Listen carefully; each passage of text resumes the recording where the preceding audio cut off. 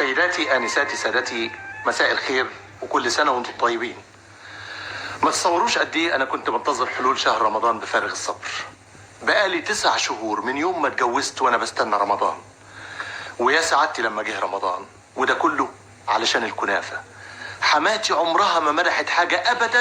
يا سلام، عاوز الجد ده ما فيش كنافة احلى من كنافة وفاء. طب دي عليها صينية.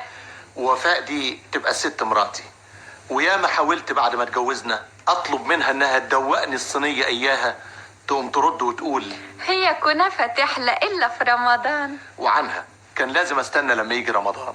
والحمد لله اول حاجة افتكرتها فيه صينية الكنافة. يا وفاء، يا وفاء، نعم يا حبيبي. اوعي تنسى صينية الكنافة. بتقول إيه؟ صينية الكنافة، اظن مالكيش حجة، اديني استنيت لما جه رمضان، وطبعا زي ما انت عارفة الكنافة ما تحلاش الا في ايه؟ إلا في رمضان يا حبيبي. بس ايه؟ بقول يعني إنها عايزة استعدادات. استعدادات؟ أيوة طبعا، ليه انت هتحاربي؟ وأكتر من الحرب كمان. دي صينية الكنافة يا أخي. استعدادات عشان صينية كنافة؟ ومالك مستغرب كده ليه؟ هو كل الصواني؟ نعم. طبعا مش كل الصواني، دي صينية كنافة من إيد وفاء، من إيد مراتك. قولي كده. يا وفاء اصحي يا حبيبتي.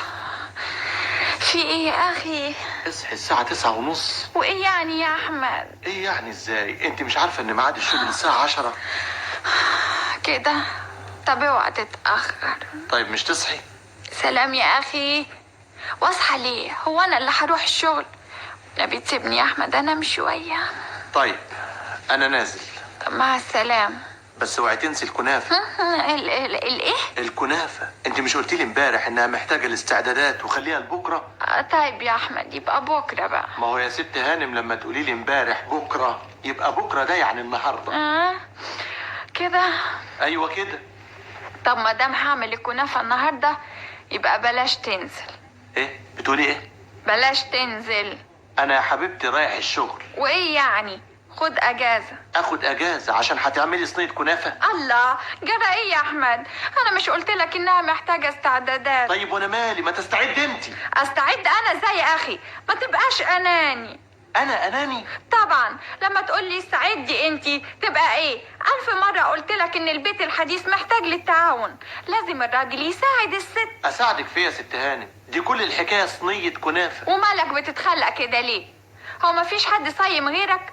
ما انا اهو قدامك بتكلم بهدوء. هو انت بتسمي اللي بتقوليه ده كلام؟ امال ايه يعني يا سي احمد؟ ده تخريف يا ست هانم. ايه بتقول ايه؟ بقول انك بتخرفي. انا بخرف؟ طبعا لما تطلب مني اخد اجازة من شغلي علشان استعد معاكي ونتعاون في عمل صينية كنافة يبقى تخريف. كل ده عشان طلبت منك تتعاون معايا؟ لا يا ست هانم، عشان عاوزة تقعديني معاكي في البيت عشان صينية كنافة. ما قلت لك يا احمد 100 مرة ان مش كل الصواني. يا عالم يا هو، اخد اجازة عشان صينية؟ مش بقول لك يا احمد ان الصيام مأثر فيك؟ مأثر فيا انا؟ ايوه طبعا مأثر فيك انت مش شايف عمال تتخانق معايا ازاي؟ استغفر الله العظيم، استغفر ما الله. تنساش كمان ان الخناق يبطل الصيام. كده؟ طبعا. وانت ما كنتش تعرف؟ لا يا ست هانم. امال يا اخي مثقف ازاي؟ اسمتي. طب احمد ربنا اللي وقعت في واحدة مريحة زي. ان جيت الحق مريحة جدا. ميرسي.